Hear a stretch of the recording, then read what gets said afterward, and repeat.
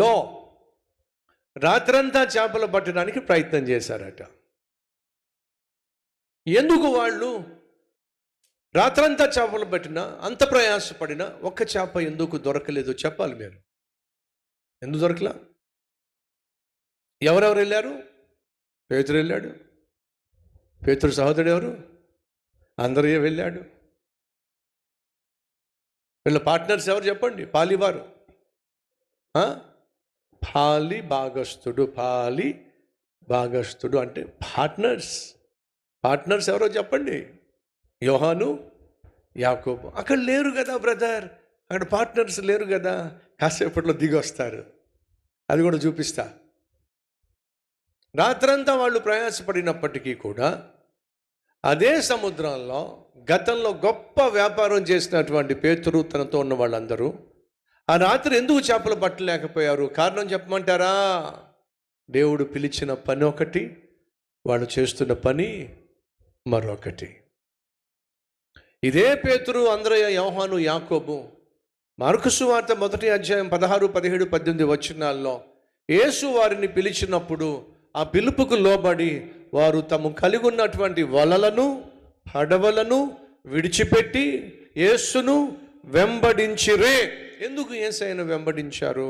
యేసయ్య సేవ చేయడానికి. ఎందుకు యేసయ్య వాళ్ళను పిలిచాడు?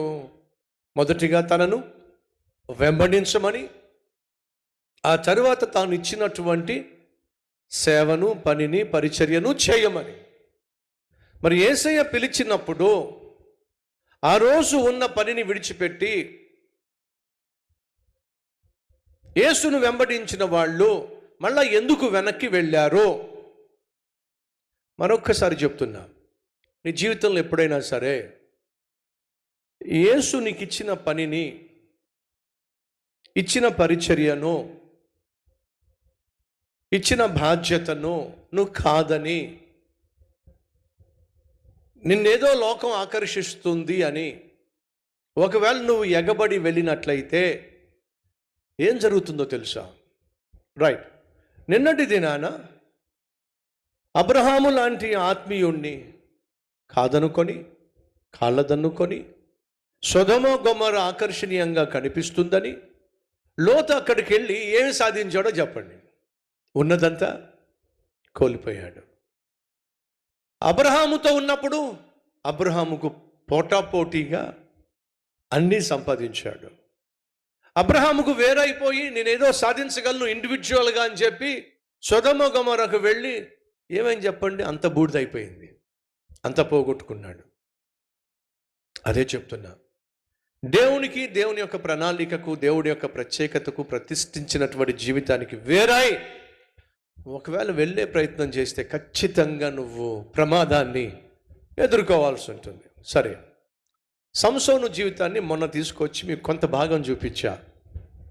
సంసోను దేవుని చేత ప్రతిష్ఠించబడినవాడు, ప్రత్యేకించబడినవాడు, ప్రజలను పరిపాలించడానికి దేవుని చేత ఏర్పరచబడినవాడు న్యాయాధిపతిగా. కానీ ఒక అమ్మాయి పిచ్చిలో పడ్డాడు, ఆ తర్వాత అమ్మాయిల పిచ్చిలో పడ్డాడు, ఆ తర్వాత దేవుడిచ్చినటువంటి పనిని పక్కన పెట్టేశాడు, పరిపాలనను పక్కన పెట్టేశాడు, పాపంలో పడిపోయాడు. ఆఖరికి ఏమయ్యాడు నేను చెప్పా. మళ్ళీ ఎందుకు సంసోను దగ్గరకు వస్తున్నానయ్యా అంటే, సంసోను తిమ్నాతుకు వెళ్ళి అక్కడ ఒక్కతెను చూసెను.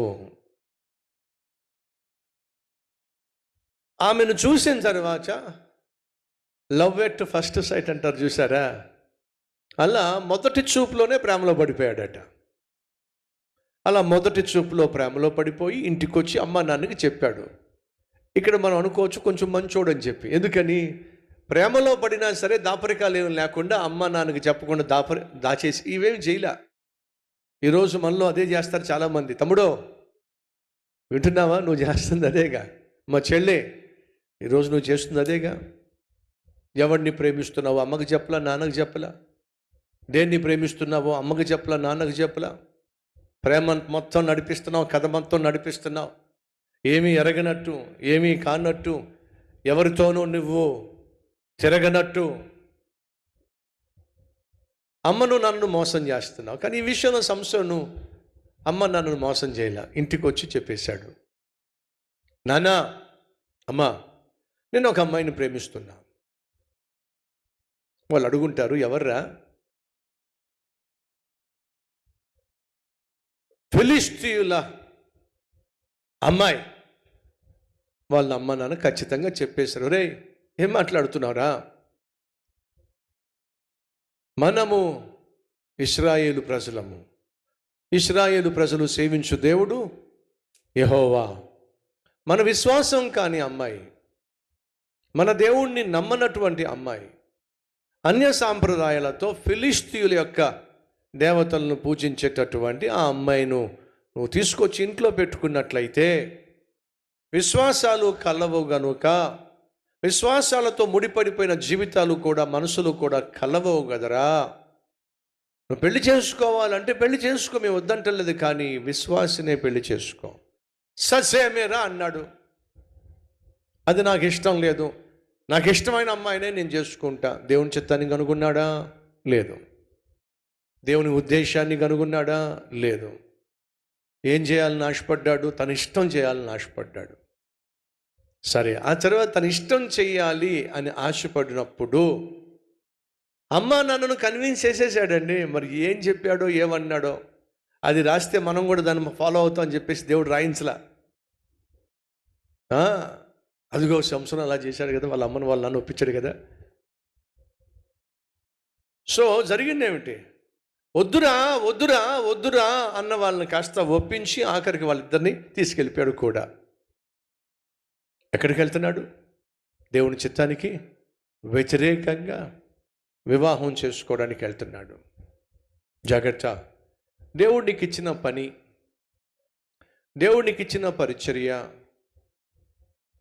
దేవునికి ఇచ్చిన బాధ్యత, దేవునికి ఇచ్చిన సాక్ష్యము, దేవునికి ఇచ్చిన ఆత్మీయత, దేవునికి ఇచ్చిన పరిశుద్ధతను పాడు చేసుకోవడానికి నువ్వు ఎక్కడికి వెళ్ళినా ఖచ్చితంగా ప్రమాదము పొంచి ఉంటుంది.